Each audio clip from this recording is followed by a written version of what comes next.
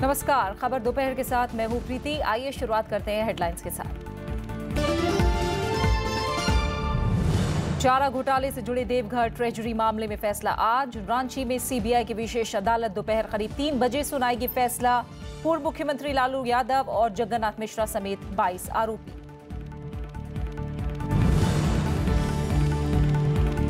हिमाचल में मुख्यमंत्री के नाम पर बीजेपी में मंथन जारी। केंद्रीय पर्यवेक्षकों ने जानी पार्टी नेताओं विधायकों की राय। कांग्रेस अध्यक्ष राहुल गांधी आज गुजरात में करेंगे नतीजों की समीक्षा। सोमनाथ मंदिर में पूजा से की दौरे की शुरुआत। उपराष्ट्रपति एम वेंकैया नायडू ने कहा, साईं बाबा के संदेश आज भी प्रासंगिक। शिरडी में दूसरे वैश्विक साई सम्मेलन में हुए शामिल। चुनौतियों से निपटने के लिए एकता पर जोर।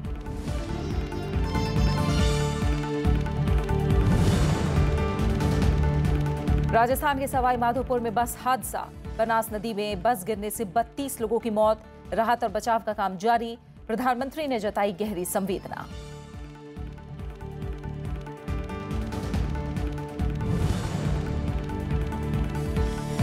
और संयुक्त राष्ट्र सुरक्षा परिषद ने उत्तर कोरिया पर लगाए नए कड़े प्रतिबंध। पेट्रोलियम उत्पादों की आपूर्ति में होगी 90% तक की कटौती।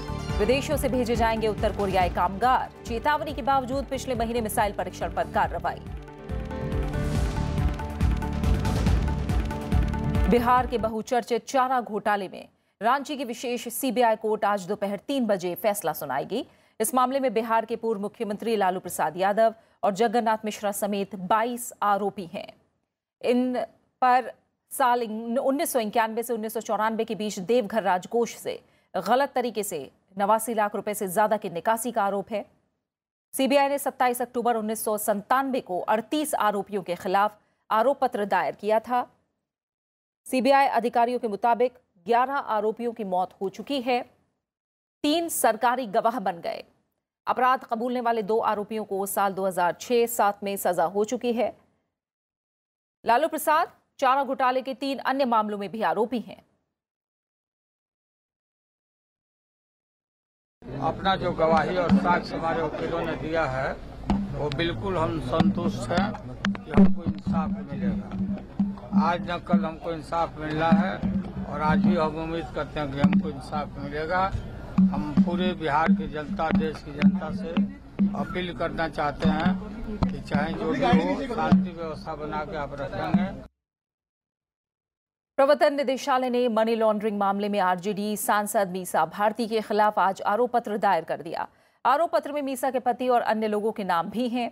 ये चार्जशीट ईडी के वकील नितेश राणा ने विशेष जज एन के मल्होत्रा की अदालत में दायर की। ईडी ने मीसा का दिल्ली में एक फार्म हाउस भी अटैच किया था।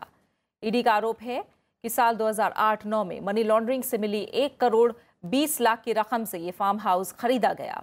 एजेंसी ने जुलाई में कई जगहों पर छापा भी मारा था और सुरेंद्र जैन और वीरेंद्र जैन को गिरफ्तार किया था। वहीं मीसा भारती और उनके पति से पूछताछ करके बयान भी दर्ज किया था। राजस्थान के सवाई माधोपुर जिले में आज तड़के बस हादसे में 32 यात्रियों की मौत हो गई। यात्रियों को ले जा रही बस बनास नदी में गिर गई। यह हादसा सोरवाल पुलिस क्षेत्र में हुआ। चालक के नियंत्रण खोने से बस पुल की रेलिंग तोड़कर नदी में जा गिरी। बस लालसोट से सवाई माधोपुर आ रही थी। बस में राजस्थान के अलावा मध्य प्रदेश, उत्तर प्रदेश और असम के मुसाफिर भी थे। प्रधानमंत्री नरेंद्र मोदी ने बस हादसे पर दुख जताया है। मुख्यमंत्री वसुंधरा राजे ने भी पीड़ितों को तुरंत मदद पहुंचाने का निर्देश दिया है। रेस्क्यू ऑपरेशन अभी चल रहा है। मौके पर सभी अधिकारी हैं और साथ में एसडीआरएफ और जो गोताखोर हैं उनके द्वारा भी तलाश की जा रही है कि नदी में कोई और डेड बॉडी तो नहीं है। हिमाचल प्रदेश में मुख्यमंत्री को लेकर बीजेपी में चर्चा जारी है। स्थानीय नेतृत्व और नवनिर्वाचित विधायकों से सलाह मशवरे के बाद केंद्रीय पर्यवेक्षकों की टीम दिल्ली लौट आई है। शुक्रवार को केंद्रीय पर्यवेक्षक निर्मला सीतारमण और नरेंद्र सिंह तोमर ने शिमला में राज्य इकाई की कोर ग्रुप के नेताओं से चर्चा की। सूत्रों के मुताबिक केंद्रीय पर्यवेक्षक अब अपनी रिपोर्ट पार्टी आला कमान को सौंपेंगे। मुख्यमंत्री पद के दावेदार प्रेम कुमार धूमल के हार के बाद मुख्यमंत्री पद को लेकर कई नाम सामने आ रहे हैं। व्यक्तिगत रूप से भी सब लोगों से बातचीत किए हैं, लेकिन मूल रूप से जो कोर टीम से चर्चा करने के लिए पर्यवेक्षक आए थे। उन कोर टीम के सदस्यों से हमारे पर्यवेक्षकों ने बातचीत कर ली है और उस बातचीत से राष्ट्रीय अध्यक्ष जी को अवगत कराने के लिए हम सब लोग दिल्ली जा रहे हैं। विजय रूपाणी गुजरात के दोबारा मुख्यमंत्री बनेंगे।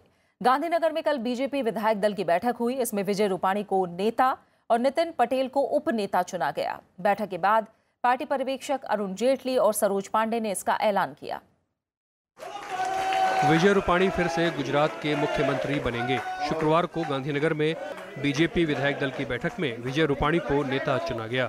ये बैठक केंद्रीय पर्यवेक्षक अरुण जेटली और सरोज पांडे की मौजूदगी में हुई। नितिन पटेल को फिर से उप मुख्यमंत्री बनाया जाएगा।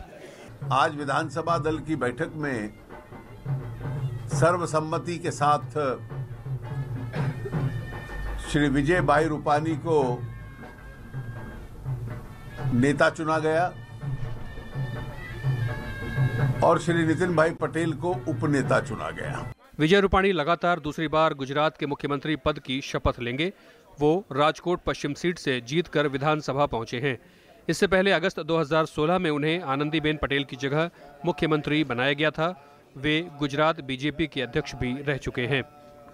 आने वाले दिन में हम पार्टी की ओर से राज्यपाल का समय मांगकर उनकी कन्वीनियंट डेट लेकर शपथ विधि का कार्यक्रम भी आगे बनाएंगे। मंत्रिमंडल का भी गठन होगा और अब पार्टी के वरिष्ठ लोगों के साथ बैठकर हम लोग तय करेंगे। अभी तय नहीं हुआ है कुछ। उसी प्रकार मैं और विजय भाई अगली सरकार में भी हमारे भारतीय जनता पार्टी के लाखों कार्यकर्ताओं के सक्रिय योगदान से हर नागरिक ऐसा लगे कि बीजेपी की सरकार मेरी सरकार है। इस प्रकार से हम काम करेंगे। गुजरात में 182 सीटों में से 99 सीट हासिल करके बीजेपी ने 6वीं बार जीत दर्ज की है। एक निर्दलीय विधायक ने भी बीजेपी को समर्थन देने का ऐलान किया है। Bureau report, Rajya Sabha TV. वहीं कांग्रेस अध्यक्ष राहुल गांधी आज से 3 दिन के गुजरात दौरे पर हैं। पहले दिन आज सुबह वो सोमनाथ मंदिर में दर्शन करने गए। राहुल गांधी ने मंदिर में पूजा के बाद परिक्रमा भी की। उनका आज पार्टी के नवनिर्वाचित विधायकों से मुलाकात का कार्यक्रम है, जिसमें वो चुनाव परिणामों की समीक्षा करेंगे। राहुल गांधी उत्तर, मध्य, सौराष्ट्र और दक्षिण गुजरात के नेताओं से भी मिलेंगे और इसके बाद वो अहमदाबाद में गुजरात विश्वविद्यालय में पार्टी कार्यकर्ताओं के सम्मेलन को संबोधित करेंगे। 182 सदस्यों वाली गुजरात विधानसभा में कांग्रेस ने इस बार 77 सीटें जीती। कांग्रेस पार्टी की कमान संभालने के करीब हफ्ते भर बाद कल राहुल गांधी की अगुवाई में कांग्रेस कार्य समिति की बैठक हुई। बैठक में पार्टी के नए अध्यक्ष का गर्मजोशी से स्वागत किया गया। इसमें गुजरात चुनाव समेत मौजूदा राजनीतिक स्थिति पर चर्चा हुई। बैठक के बाद मीडिया से रूबरू होते हुए राहुल गांधी ने कहा कि बीजेपी की पूरी बुनियाद झूठ पर टिकी है और सरकार विपक्ष के सवालों का जवाब देने से बच रही है। बीजेपी का पूरा जो फाउंडेशन है वो झूठ का फाउंडेशन है। आपने 2G की बात करी, चाहे आप मोदी मॉडल को देखें, चाहे आप 15 लाख रुपए हर बैंक अकाउंट में डालने की बात देखें, चाहे आप किसान को सही दाम देने की बात देखें, एक के बाद एक झूठ। 3 सवाल हमने प्रधानमंत्री जी से पूछे, एक सवाल का जवाब नहीं दिया। यह सच्चाई है। राज्यसभा की 5 सीटों के लिए निर्वाचन आयोग ने चुनाव कार्यक्रम जारी कर दिया है। इसमें दिल्ली से 3, उत्तर प्रदेश और सिक्किम से 1-1 सीटें हैं। 29 दिसंबर को अधिसूचना जारी होगी और 5 जनवरी तक नामांकन दाखिल किया जा सकेगा। 6 जनवरी तक दस्तावेजों की जांच होगी और 8 जनवरी तक नाम वापस लिए जा सकेंगे। 5 सीटों के लिए 16 जनवरी को चुनाव होगा और उसी दिन वोटों की गिनती की जाएगी। दिल्ली की 3 सीटों पर राज्यसभा सदस्यों का कार्यकाल अगले साल 27 जनवरी को पूरा हो रहा है। वहीं उत्तर प्रदेश की राज्यसभा सीट से मनोहर पर्रिकर ने 2 सितंबर को इस्तीफा दिया था। राज्यसभा में अवरोध पर सभापति एम वेंकैया नायडू ने गंभीर चिंता जाहिर की है। उनका मानना है कि संसद की कार्यवाही बार बार बाधित होना देश के लिए अच्छा नहीं है। सभापति ने कल अपने चैम्बर में गुलाम नबी आजाद, आनंद शर्मा और संसदीय कार्य राज्य मंत्री विजय गोयल की बैठक की। सभापति ने इनके साथ अलग से भी बैठकें की। इसमें उन्होंने सत्ता पक्ष और विपक्ष के बीच जारी गतिरोध को खत्म करने के लिए सदन के नेता अरुण जेटली और नेता विपक्ष गुलाम नबी आजाद से चर्चा करके समाधान निकालने की सलाह दी। अवरोध की वजह से राज्यसभा की कार्यवाही कल भी बाधित हुई। सदन की कार्यवाही 27 दिसंबर सुबह 11 बजे तक के लिए स्थगित कर दी गई। राज्यसभा में लगातार तीसरे दिन अवरोध देखने को मिला। शून्यकाल के दौरान नेता विपक्ष गुलाम नबी आजाद ने सत्ता पक्ष और विपक्ष के बीच गतिरोध पर समाधान नहीं निकलने तक सदन की कार्यवाही स्थगित करने की मांग की। तक आज ये गतिरोध खत्म नहीं होता है और उसको स्थगित किया जाए और मीटिंग जब होगी उस गतिरोध को खत्म करें, शाम तक खत्म करें, तो फिर आगे हम भी चाहते हैं कि बहुत से ज्यादा बिल पास हो जाएं, होश चले इस तरफ और सभी को अपनी अपनी बात करने का मौका मिले। हालांकि संसदीय कार्य राज्य मंत्री विजय गोयल ने इस पर ऐतराज जताते हुए कार्यवाही जारी रखने की मांग की। वार्ता लगातार चल रही है, तो मेरा ये कहना था कि सदन को चलने दें और तब तक कोई हल निकल आएगा। और मुद्दा कोई ऐसा मुद्दा नहीं है जिसके बारे में इतने दिन 4 दिन सदन को ठप किया जाए, मैं समझता हूँ। इसलिए मेरी चेयरमैन साहब से रिक्वेस्ट है कि पूरे हाउस को चलना दीजिए। जनता हमको देख रही है कि भी कितने करोड़ों रुपए हम सदन के इस चलाने पे खर्च करते हैं। ने बोला है। इस बीच कांग्रेस सांसद आनंद शर्मा ने पूर्व प्रधानमंत्री मनमोहन सिंह पर टिप्पणी का मामला उठाने की कोशिश की। कि सदन में चर्चा हो, सदन में बिल पास हो, इसलिए समाधान निकल जाएगा। पर अगर एडजर्नमेंट के लिए जब तक आहत है हमारे पूर्व प्रधानमंत्री, पूर्व राष्ट्रपति पर ये बात हमने उठाई, नहीं, उसका समाधान हम निकाल दें। बार इस पर सभापति एम वेंकैया नायडू ने ऐतराज जताते हुए कहा कि एक ही मुद्दे को बार बार उठाना सही नहीं है। अपोज ने बोला, मैंने उसको ध्यान में लिया और बाकी लोग भी वेट कर रहे हैं अपना अपना नोटिस के बारे में चर्चा हो। इसके बाद भी कार्यवाही चलाने को लेकर कांग्रेस के सांसद तैयार नहीं हुए। आखिर में सभापति ने सदन की कार्यवाही 27 दिसंबर सुबह 11 बजे तक के लिए स्थगित कर दी। बीच में सदन एक दिन चला भी है, अच्छा चला है। आप लोगों ने 2 बिल भी पास किया है, इसलिए मैं चाहता हूँ ये चले और वो भी साथ साथ चले और कुछ उपाय हो गए तो अच्छा होगा। सारे मत बोलो, फिर आप लोग नहीं चाहिए तो मुझे सदन अध्ययन करना पड़ेगा। इससे पहले सुबह प्रगति मैदान में एकीकृत ट्रांजिट कॉरिडोर विकास परियोजना के शिलान्यास के मौके पर भी सभापति ने कार्यवाही में अवरोध पर चिंता जताई। Friends, parliament is in session. Whether the house will be on और off, that we don't know, that will be known after some time. Because आजकल ऑन एंड ऑफ हो रहे, which is not a good thing for the country.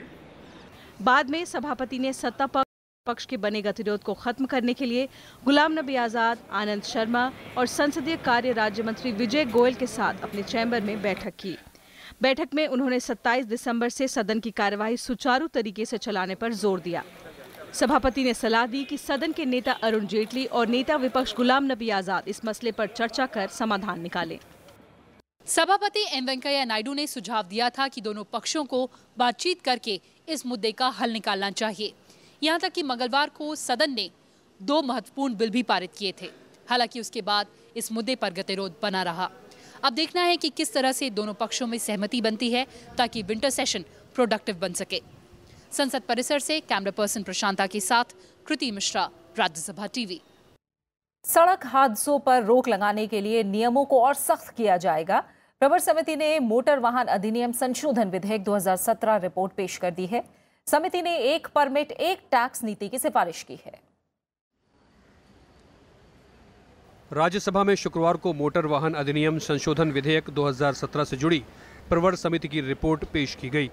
समिति के अध्यक्ष विनय P Sahasrabuddhe ने report पेश की। रिपोर्ट में विपक्ष की तरफ से असहमति का नोट दिया गया है और कहा गया है कि विधेयक में राज्य सरकारों के हितों का ध्यान नहीं रखा गया। हालांकि इस विधेयक में समिति ने बहुत ज्यादा बदलाव नहीं किए हैं।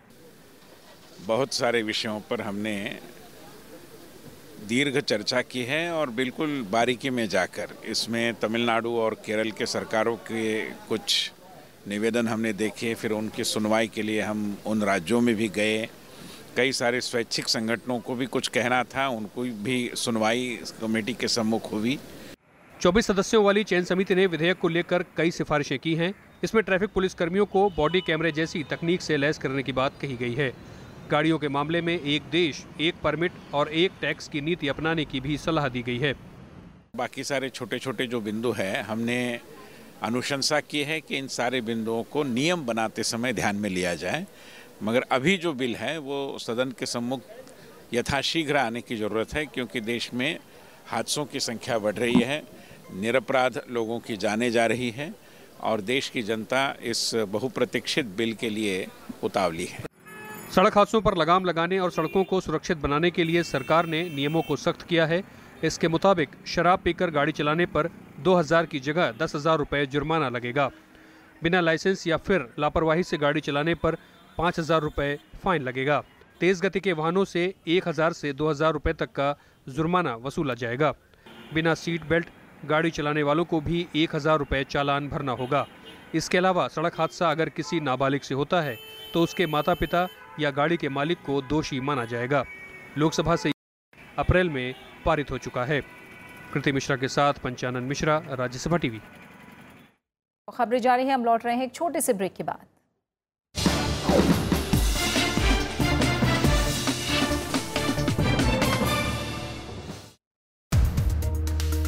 India emerging as a major Asian power, lending balance to geopolitics of Indo-Pacific. Like-minded democracies, US, Japan and Australia are willing to join hands with India for balancing and peace and stability in the region. We do hear comments that China is very apprehensive. They should not be, because basically it is their action which has revived this Quad. It's a recognition of India's emergence as a maritime power.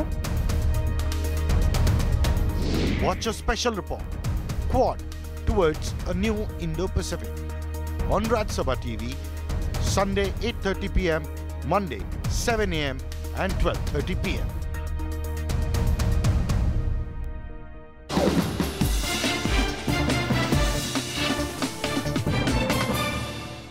सरकार ने सार्वजनिक क्षेत्र के किसी भी bank को बंद करने की खबरों को पूरी तरह खारिज किया है।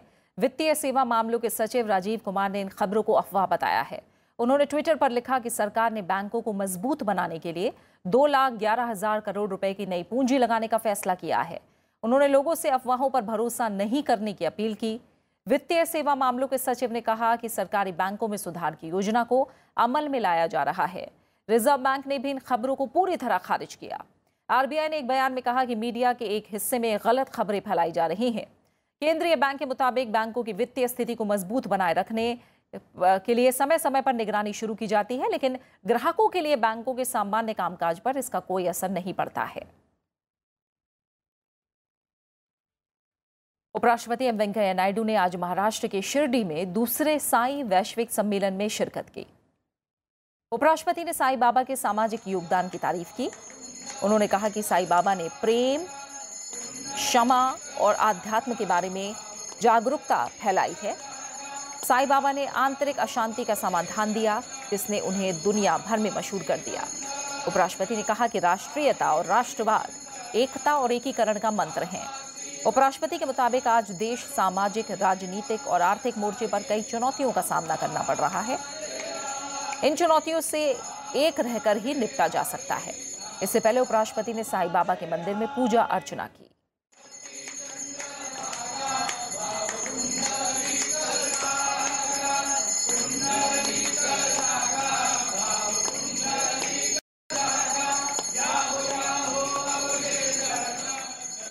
You have to take care of other human beings. वंचित लोगों का, गरीब लोगों का, असहाय लोगों का, निसहाय लोगों का, उन लोगों के ऊपर सहानुभूति केवल दिखाना नहीं, उनका सेवा करे, उनका उत्थान करे, उनका भला करे, काम करे, ये हमारा कर्तव्य होना चाहिए। वही सही भक्ति होगा साईं जी का नाम पे हम लोग जो कर रहे हैं। सशस्त्र सीमा बल आज अपना 54वां स्थापना दिवस मना रहा है। इस मौके पर दिल्ली में हुए कार्यक्रम में गृह मंत्री राजनाथ सिंह शामिल हुए। उन्होंने कहा कि सीमा पर तैनात जवानों को स्थानीय लोगों से बेहतर संबंध बनाकर रखना चाहिए। गृह मंत्री ने कहा कि सीमा की सुरक्षा में स्थानीय लोगों की बड़ी भूमिका होती है। आपके द्वारा उपलब्ध कराई जाती हैं। मैं समझता हूं सीमा पर रहने वाले लोग हमारे स्ट्रेटेजिक एसेट हैं और उनके साथ हम जितना बेहतर रिश्ता बना सकते हैं, बेहतर रिश्ता बनाने की कोशिश करनी चाहिए। सीमा की सुरक्षा में जहां पर सेना की अथवा सीमा की सुरक्षा में लगने वाले अन्य जवानों की जो भूमिका होती है, उसमें सहयोगी की भूमिका यदि किसी की हो सकती है तो सीमा पर रहने वाले लोगों की हो सकती है। रूस के उप प्रधानमंत्री दिमित्री रोगोजिन ने आज दिल्ली में विदेश मंत्री सुषमा स्वराज से मुलाकात की। दोनों नेता भारत रूस अंतर सरकारी आयोग की बैठक में हिस्सा ले रहे हैं। ये आयोग व्यापार, आर्थिक, वैज्ञानिक, तकनीकी और सांस्कृतिक क्षेत्र में सहयोग बढ़ाने के लिए बनाया गया है। रूस के उप प्रधानमंत्री के साथ एक प्रतिनिधिमंडल भी आया है। इसमें रूस सरकार के अधिकारी और कारोबारी शामिल हैं। बैठक में अब तक हुई प्रगति की समीक्षा हुई, साथ ही सहयोग के लिए नए क्षेत्रों पर बात हुई जिससे आपसी व्यापार और निवेश बढ़ सके।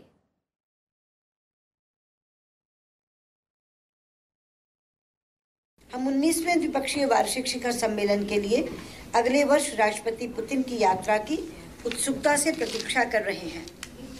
आपने केवल रक्षा क्षेत्र में ही नहीं बल्कि परमाणु ऊर्जा, एरोस्पेस, रेलवे और संचार और संपर्क जैसे कई क्षेत्रों में व्यक्तिगत रूप से ध्यान दिया है, जिसके लिए मैं व्यक्तिगत रूप से आपकी बहुत बहुत आभारी हूँ, क्योंकि ये सभी क्षेत्र हमारे लिए बहुत महत्व रखते हैं। तेजी से विकास की ओर अग्रसर भारतीय अर्थव्यवस्था और उसके अनुकूल ही बना हुआ व्यापार का वातावरण रूसी उद्यमियों के साथ मिलकर काम करने की बहुत तीव्र इच्छा रखता है। प्रधानमंत्री नरेंद्र मोदी ने भारत और चीन के मजबूत रिश्तों को दुनिया के लिए अहम बताया है। उन्होंने कहा कि इससे दोनों देशों के लोगों के साथ पूरे क्षेत्र को फायदा होगा। उन्होंने ये बात नई दिल्ली में कल शाम उनसे मिलने आए चीन के स्टेट काउंसलर यांग जiechi से कही है। बैठक के दौरान जiechi और राष्ट्रीय सुरक्षा सलाहकार अजीत डोभाल ने सीमा विवाद में दोनों देशों के बीच 20वें दौर की बातचीत का ब्यौरा दिया। प्रधानमंत्री ने इस साल सितंबर में 9वें ब्रिक्स शिखर सम्मेलन के दौरान शियामिन में वहां राष्ट्रपति शी जिनपिंग से मुलाकात का उल्लेख भी किया। जiechi ने राष्ट्रपति शी जिनपिंग की ओर से प्रधानमंत्री को शुभकामनाएं दी। भारत और चीन के बीच बातचीत का दौर आगे बढ़ाया जाएगा। शुक्रवार को राजधानी दिल्ली में हुई भारत के राष्ट्रीय सुरक्षा सलाहकार अजीत डोभाल और चीन के यांग जiechi की मुलाकात में सीमा से जुड़े मुद्दों पर चर्चा हुई है। सीमा पर तनाव को दूर करने के लिए दोनों देश विश्वास बहाली के कदम उठाएंगे ताकि टकराव की स्थिति ना बने। दोनों देशों के प्रतिनिधियों ने आपसी सहमति के बिंदुओं पर सहयोग बढ़ाने और विवादों पर बातचीत जारी रखने पर सहमति जताई। इस दौरान आतंकवाद और चीन के बेल्ट एंड रोड इनिशिएटिव पर भी चर्चा हुई। बैठक में भारत ने ब्रह्मपुत्र नदी में चीन की तरफ से आ रहे प्रदूषित पानी का मामला भी उठाया। बैठक में पाकिस्तान और एशिया प्रशांत जैसे क्षेत्रीय मुद्दों समेत संयुक्त राष्ट्र और NSG जैसे वैश्विक मुद्दों पर भी चर्चा की गई। अमेरिका के नौसेना प्रमुख रिचर्ड वी स्पेंसर ने शुक्रवार को विदेश सचिव S जयशंकर और नौसेना प्रमुख एडमिरल सुनील लांबा से मुलाकात की। इन बैठकों में दोनों देशों की नौसेना के बीच सहयोग बढ़ाने पर विस्तार से चर्चा हुई है। साथ ही एशिया प्रशांत क्षेत्र में साझा हितों पर बात हुई है। दोनों पक्षों ने कानून के शासन, नौवहन की आज़ादी और मुक्त और निष्पक्ष व्यापार पर चर्चा की। एशिया प्रशांत क्षेत्र में अमेरिका भारत की अहम भागीदारी के पक्ष में है। इस क्षेत्र में चीन तेजी से अपनी मौजूदगी बढ़ा रहा है।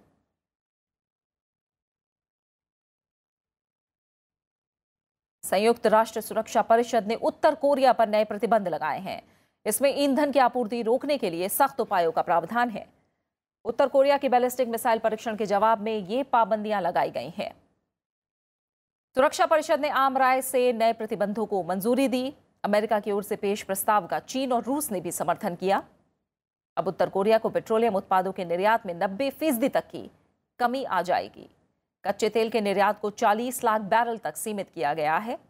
विदेशों में काम कर रहे उत्तर कोरिया के सभी नागरिकों को 2019 तक स्वदेश भेजने का प्रावधान है। 28 नवंबर को उत्तर कोरिया ने अंतर महाद्वीपीय बैलिस्टिक मिसाइल का परीक्षण किया था।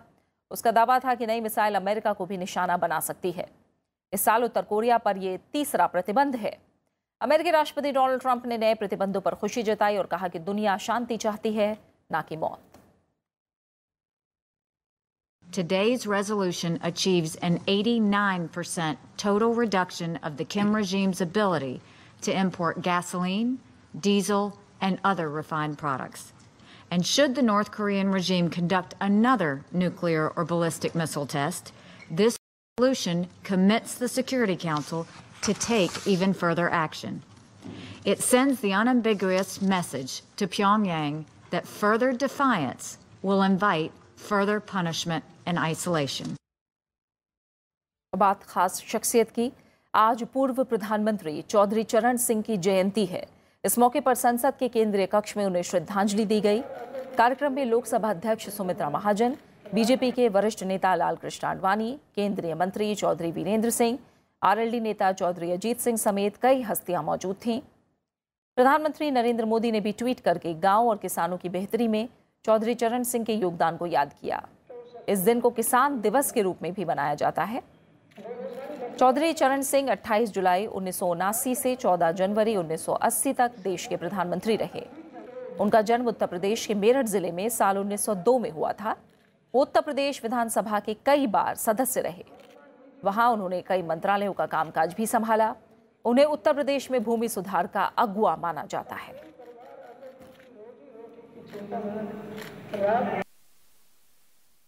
और इसी के साथ फिलहाल खबर दोपहर में मेरे साथ इतना ही। इजाजत दीजिए, नमस्कार।